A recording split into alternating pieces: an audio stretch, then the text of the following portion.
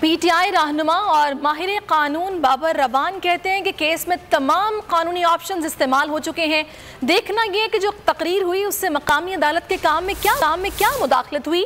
बोल न्यूज़ से बातचीत में बाबर रवान ने कहा कि वो इमरान खान को मुआफ़ी देने से मुतालिक अदालती मुआविन की राय से इत्तफाक करते हैं, ताहम अभी कोई फैसला नहीं आया, सिर्फ केस आगे बढ़ा है।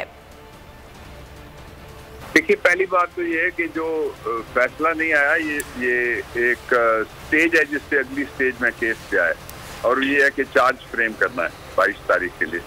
जब इमरान खान साहब को नोटिस जारी हुआ उससे पहले वो मुकदमा उस जज साहिबा की कोर्ट से उठ चुका था, उनके मेज पे कुछ पेंडिंग नहीं था, वो अदालत हालिया में यानी इस्लामाबाद हाई कोर्ट में जा चुका था। जो दोनों अदालती मुआविनीन ने कहा, उन्होंने कहा कि जो जवाब दिया गया है इसको कहते हैं conduct of the accused after the occurrence, conduct है बात का, उसमें उन्होंने रिमोर्स किया, रिग्रेट किया और इज़ारे तासुफ किया या इज़ारे नदामत किया, जो भी आप कहना चाहें उसको कह सकते हैं। तो इतना काफ़ी था।